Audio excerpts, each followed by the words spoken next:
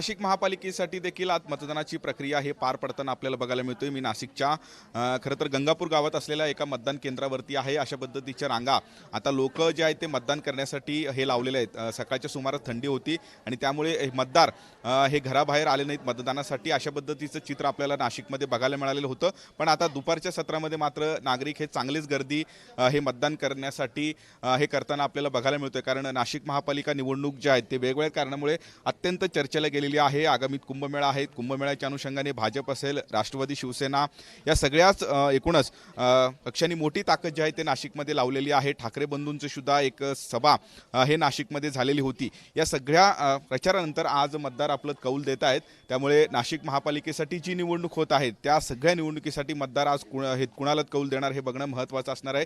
अतिशय प्रतिष्ठेची ही निवडणूक भाजपने केलेली होती। कुंभमेळा आहे, कुंभमेळ्याच्या अनुषंगाने नाशिक महापालिका ताब्यात मिळवण्यासाठी ही भाजपने अत्यंत मोठी ताकद लावलेली आहे। कारण कुंभमेळ्याच्या अनुषंगाने मोठा निधी हे महापालिकेसाठी मिळणार आहे। त्यामुळे सगळेच पक्ष या निवडणुकीसाठी अत्यंत ताकदीने आतापर्यंत प्रचार केलेला आहे। सगळा प्रचार आता संपलेला आहे। मतदार आज आपलं कौल देत आहेत। सकाळच्या सुमारास थोडासा जो आहे प्रतिसाद कमी मिळत होता, पण आता हे चांगला प्रतिसाद हे एकूणच या संपूर्ण मतदानासाठी मिळताना आपल्याला बघायला मिळतोय। त्यामुळे मतदार नेमकं कुणाला कौल देतात हे आपल्याला जे उद्यात कळणार आहे। त्यामुळे मतदान तरी आता तरी चांगल्या पद्धतीने होत असल्याचं नाशिकमध्ये बघायला मिळत आहे।